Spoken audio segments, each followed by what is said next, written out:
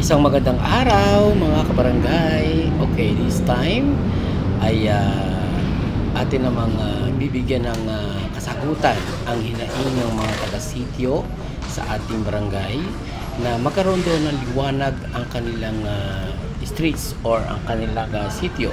Yeah, so this time ay tinugunan ni Kapitan ang pangangailangan at request ng bawat mga mamamayan natin at ng ating mga kabarangay dito sa barangay, sa mga sityo ng ating mga barangay. At yan na nga, tayo ay nagpunta dito sa Maynila City kung saan pinasok natin ang City Hardware, kung saan makakita tayo ng maraming iba't ibang klaseng mga pangangailangan natin sa ating bahay, sa mga building, sa mga negosyo natin, at lalo higit sa mga sityo na kailangan nga kung gusto natin lumiwanag ang ating buhay or ang ating lansangan.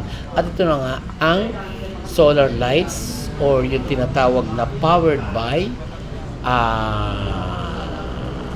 Battelec or powered by Meralco. Yan. Hindi tayo kukuha ng solar light today. Ang kukunin natin yung ilaw na papatakbuhin ng kuryente para mas maliwanag. Kung maliwanag ang ating national road, mas liliwanag ang ating mga sityo. And very well, ika nga ay napakaganda ng ating planong ito para sa ating mga sityo.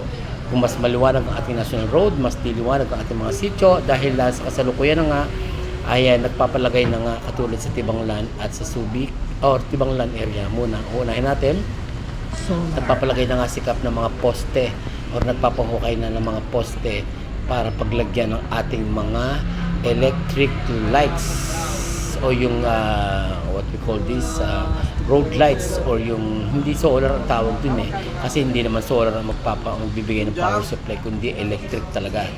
So what we call this mga LED light natin, LED street lights. Ayan. So yan na nga, at tumitingin kami dito ng iba't ibang klase ng mga LED lights. Ayan, para makatipid-tipid din naman tayo sa energy. Dahil alam nyo na, pagtaas ng krudo at gasolina ay pagtaas din ng singhil ng kuryente at sisipa talaga yan sa mga darating na panahon pa. At asahan natin yan, talagang mangyayari yan. So this time, ay tumitingin-tingin tayo ng mga street lights. Ayan, mga LED street lights. LED lights, kanga. So diyan tayo nakakita sa City Hardware at kung luluwas pa nga tayo, dahil isang araw lumuwas pa nga tayo, halos namamareho din naman ang presyo. Siyempre, ang mahal-mahal ng gasolina.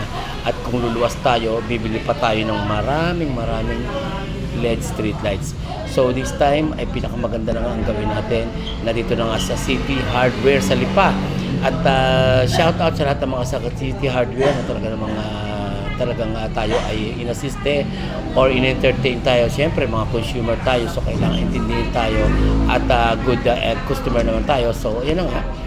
Yan. So, tumitingin tayo dyan. At nakakita na nga si Cap. At in the near future, ay makikita nyo kung paano i-install at liliwanag ang mga sityo natin. So, dahan-dahan lang, mahina ang kalaban. Ika nga. So, darating tayo dyan. At yung mga nagre-request pa ng mga LED lights sa kanilang mga sityo, ay isa-isa muna. This time, Tibanglan muna ang uunahin natin. Okay? So, nakikita ninyo ang mga chandelier na yan. Ang gaganda, oh. Kung ilalagay natin sa ating mga kwarto, ang ganda niyan. At siyempre pa, galing sa ibang bansa yan or kung dito man sa Pilipinas, siyempre ang mga manufacturers at ang mga boss na may-ari ng mga manufacturing company ay mga ibang lahi din. Bihira ang mga Pilipino nag-i-invest sa mga ganyang klaseng bagay.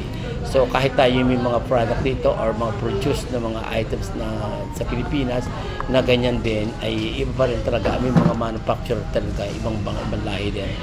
So this time ay talaga namang tumitingin-tingin pa tayo ng iba nating mabibili at bumili nga tayo ng siyempre, as a barber at a vlogger din at the same time and barangay information officer, marami tayong mga pinagkukunan ng talento at pinagkaloob na ating Lord. And thank you, Lord, for giving this wonderful and unique talents na ipinagkaloob sa atin.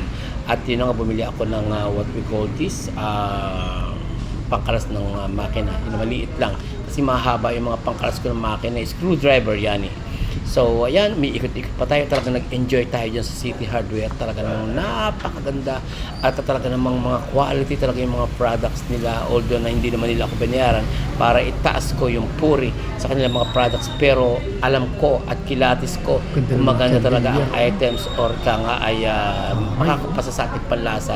And what we Ay. call this yung fashion design Panalo yung ng mga mga chandelier. electronic gadgets or whatever. Ang talagang mga electric gadgets na rin ay talagang perfect sa panlasa natin at alam nyo naman ang ating kapitan, di ba? So, hanggang dito lamang and see you on my next vlog again. Thank you so much for watching. Babush!